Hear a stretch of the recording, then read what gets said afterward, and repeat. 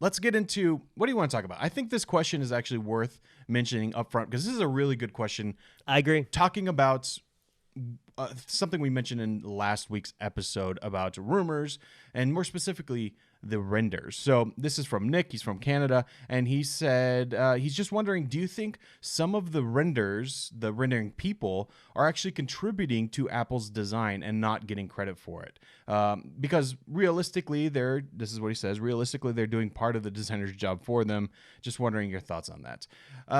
So there's a lot of different angles to go there. I think just to answer the question up front, I'm going to say no, not really, at least for the renders that we were talking about in terms of the rumored products upcoming, like this new MacBook Air or the new iPhones.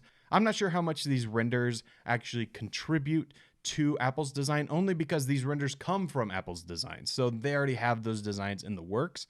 Now, there is something to be said, though, about Apple stealing, or let's say, quote unquote, borrowing ideas from other people. And that happens actually pretty frequently. And it even has its own term. It's called being Sherlocked. And that comes from back in the day. I actually brought it up here just to make sure I had all the facts right. But back in the day, back in the Mac OS 8 and 9 days, this was before Spotlight, there was a app that Apple had built into Mac OS called Sherlock. And then when they went to Mac OS 10, there was a third-party app called Watson.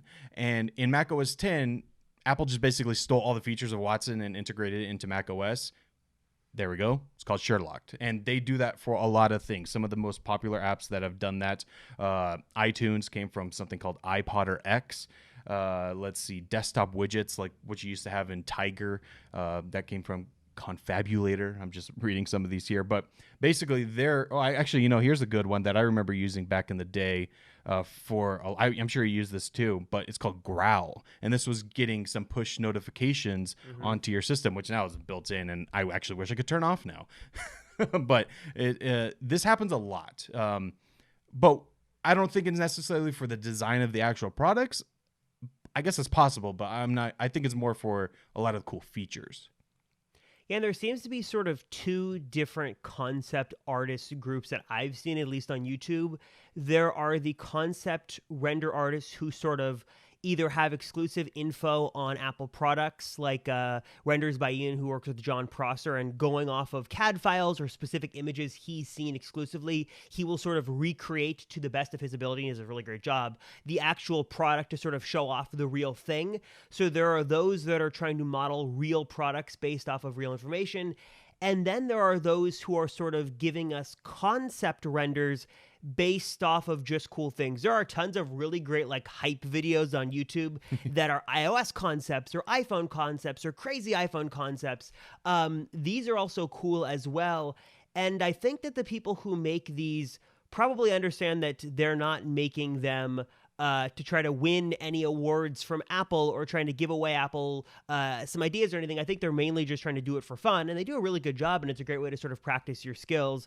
But I will say, although Apple shouldn't give them credit necessarily, I do think that us as consumers should definitely give them credit, because the videos you see on YouTube, including Apple Circle videos, would not be nearly as interesting, as exciting, or as like visually stimulating if it wasn't for these concepts and renders, and not just the renders themselves, but the artists willing to put in the time to do it and then share it on YouTube for everybody to sort of see. So credit where credit is due. Probably not credit from Apple to these concept artists, but certainly from those of us who love leaks and rumors.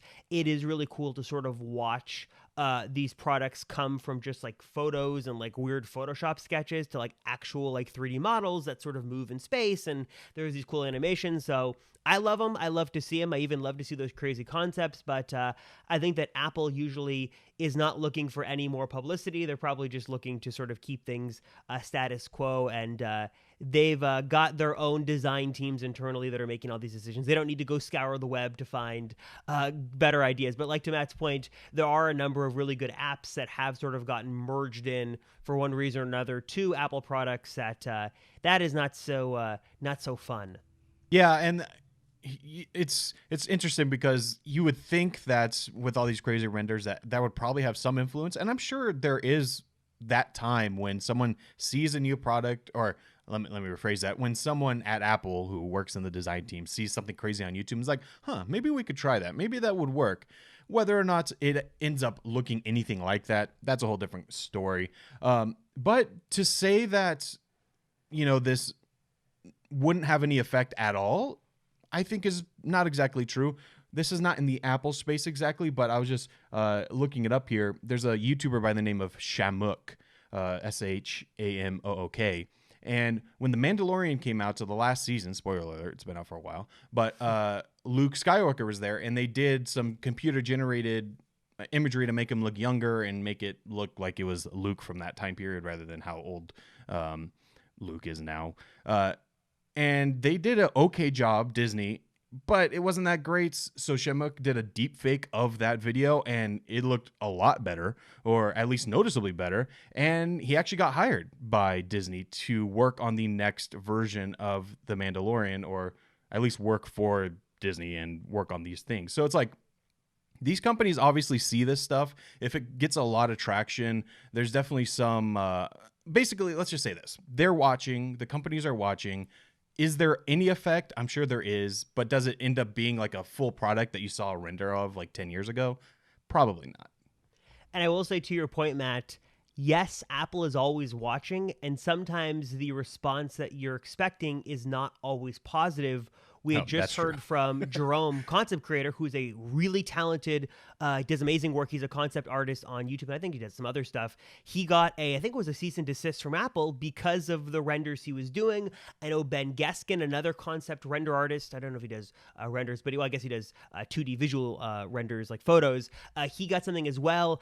Apple is definitely keeping tabs on these people and paying attention, but sometimes the responses are not, hey, great job, we love your work, let's pay you and come work with us. It's, hey, stop what you're doing because you're building false narratives or spreading false information about products that aren't out yet, or you're sharing information about, I forgot what they said. It was like, we're not going to confirm that what you have is true, but just stop sharing that because we don't want you to do that. It's a little bit of a murky water. So I think that if you want to create these concept and renders for fun, do it. But Apple's always watching. Do not forget that. And it makes sense. I mean, it's $1 trillion company, and we have talked about this multiple times on the podcast. When the new Apple event happens and we're expecting something, which almost always comes from these renders, we're kind of expecting something very similar to that, and it ends up not being that, then there's a lot of disappointment, and then that kind of goes to the next layer of, with all the content that's being shared about it, so there's always the idea that it's disappointment rather than really exciting. So, I mean, theoretically, this could cost Apple a lot of money in the end. So they want to really control that narrative as much as they can. And even if the renders that they're trying to cease and desist are not correct and they're completely wrong, it still is creating a narrative around a product that they don't necessarily want. But point being, they're watching. So both good and bad. Yeah, it's interesting. It's interesting that such a big company is so deep in the trenches with like us plebs down here. But no, they're there. They're watching. They're paying attention. Hey, you! Thank you very much for watching this clip from the Apple Circle podcast. If you want to check out the full episode, hit one of those videos right here, and also hit the other surprise video to see a surprise clip from the Apple Circle podcast. Also, subscribe to the channel if you haven't already, and subscribe to the Apple Circle audio feeds and on all your favorite podcast platforms linked down below. And of course, if you haven't already, subscribe to the main Apple Circle YouTube channel linked right down below.